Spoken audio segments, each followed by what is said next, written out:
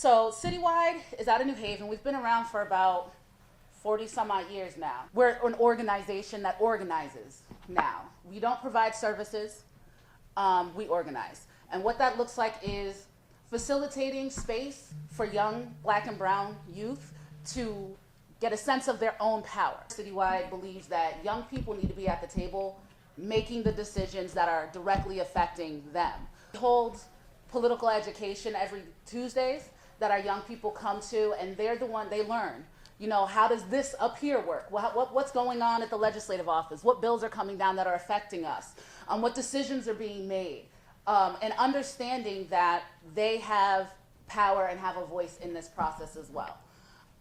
Everything that we do at Citywide is done through an anti-racist lens. We use the philosophy that was created by the People's Institute for Power and Beyond. So everything that we do at Citywide is based on dismantling systemic racism.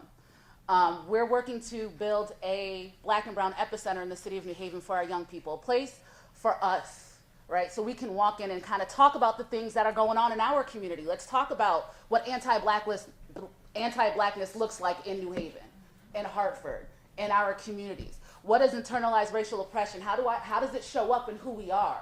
How do we heal from that and move on from that and use that as power to make change? We also bring to the city of New Haven and to the state through the People's Institute for Survival and Beyond undoing racism workshops, right? We've partnered with a lot of organizations in the city to be able to bring this in for us. A lot of people, when we talk about undoing racism, they're like, oh, that's for the white folk. That's for them. They need to get their act together. And it's like, no, us as people of color need to get our act together too. There's a lot of things that racism affects us not only on the outside, but it affects us internally. You know, and there's a lot of things as young people growing up in this society, they need the knowledge, right? So they can make the decisions that they need to make. I'm 30, I have 2 kids, and a lot of our young people, 15, 16, 17, make the same decisions I gotta make on a daily basis, go through the same problems I go through on a daily basis. Housing, hunger, homelessness, all of these things, they're dealing with the stuff that we in this room deal with every day. So why do we say you can be seen but not heard? This past legislative season, we were fortunate to be able to bring some young people here and have their voices heard.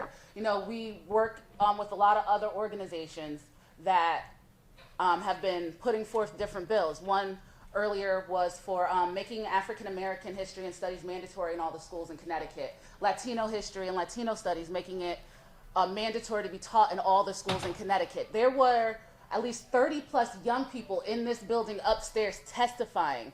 Students went first. Students took hours. And it was, to be in that room was amazing, to see young people just telling their truth, speaking their truth to power and not caring what they have to say back. Even getting condescending remarks from the legislators like, oh, you know that? What? They taught you that in school? No, they did not.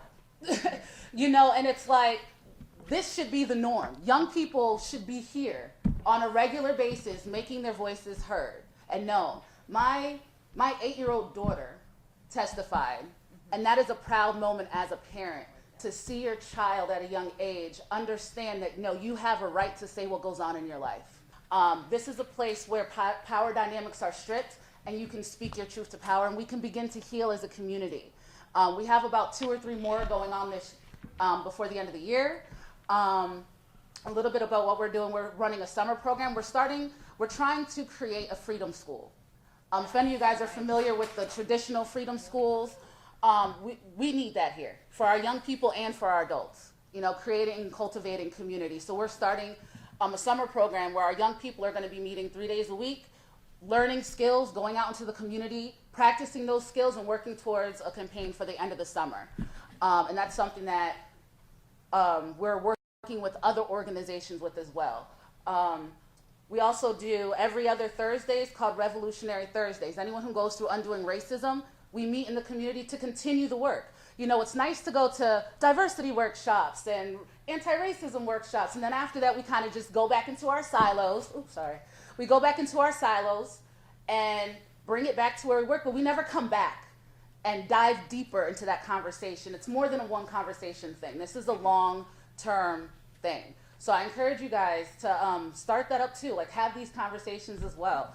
And also working together. as a group. Connecticut's very good at being separated. You know, you have organizations that work with housing, you know, that work in reentry, that work in education. But the truth is that all of these people are dealing with all of the same issues.